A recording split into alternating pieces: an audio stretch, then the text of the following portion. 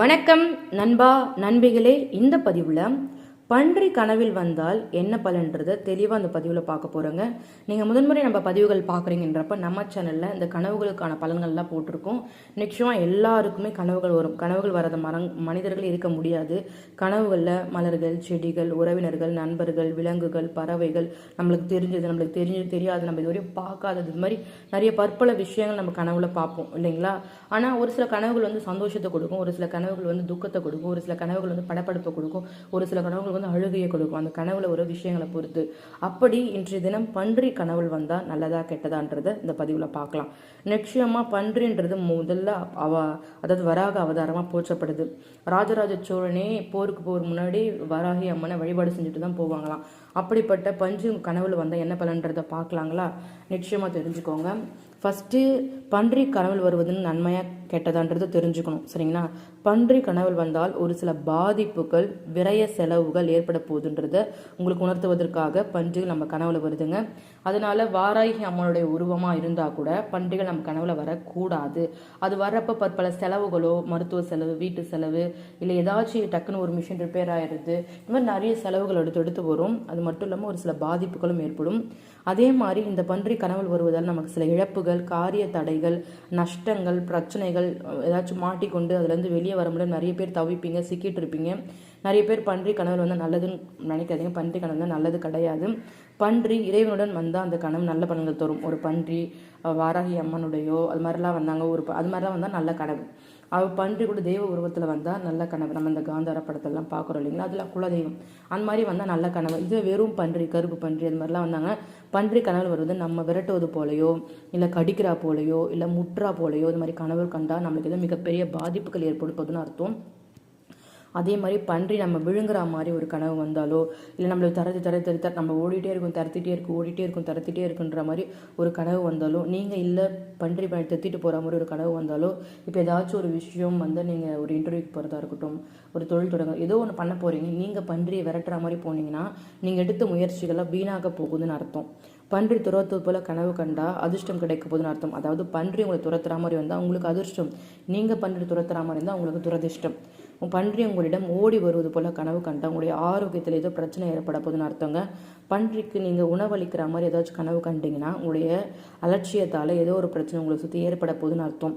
நீங்கள் பன்றியாக மாறுவது போல கனவு கண்டா உங்கள் வாழ்க்கையை நான் இருக்கும் நம்பிக்கையானது போக போதுன்னு அர்த்தம். நீங்கள் இந்த விஷயத்தை நம்பிட்டு இருப்பீங்க, இந்த ஒரு விஷயம் தான் நம்மளுக்கு நல்லது நடக்கும்னு நினச்சிட்டு இருப்பீங்கன்னா அந்த விஷயம் உங்களை விட்டு பிரிய போகுது, அந்த நம்பிக்கையே உடைய போதுன்னு அர்த்தம். அது மட்டும் இல்லாமல் இறந்த பன்றி கனவில் வந்தால் அபசுகுணமாக கருதப்படுதுங்க. உங்களோட தொழில் மற்றும் வாழ்க்கையில் பல தடைகளை சந்திப்பீங்க. நீங்கள் இந்த நேரத்தில் ரொம்ப ரொம்ப ரொம்ப கவனமாக இருக்கணும், சரிங்களா. ஒரு சில பேருக்கு வெள்ளை பன்றி கனவுல வரும். எதிர்காலத்தில் நிறைய பணம் கிடைக்க போதுன்னு அர்த்தம். இது அதிர்ஷ்டத்தை குறிக்கும்.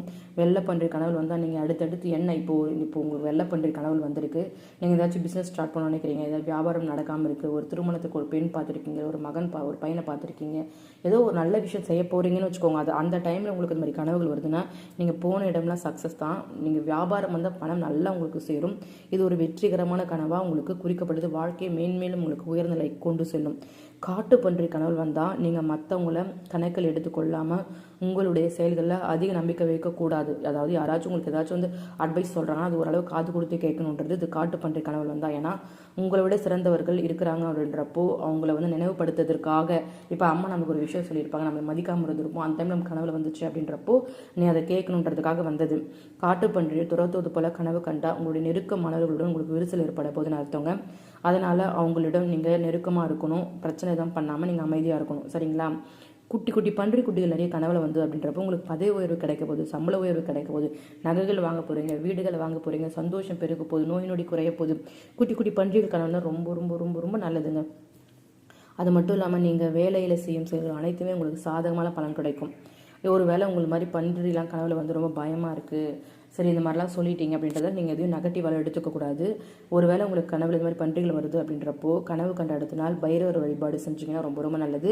நீங்கள் வாராகி அம்மனை வழிபடுறவங்களா இருந்ததுன்னா மனசார வாராகி தாயே எனக்கு இது மாதிரி பிரச்சனை வந்திருக்கு, இது எப்படியாச்சும் சரி பண்ணுங்கள், எனக்கு எதுவும் பெருசாக ஏற்படக்கூடாதுன்னு பக்கத்தில் இருக்க ஏதாச்சும் ஒரு கோவிலில் போய் ஒரு சின்ன அர்ச்சனை பண்ணிட்டு வந்துடுங்க.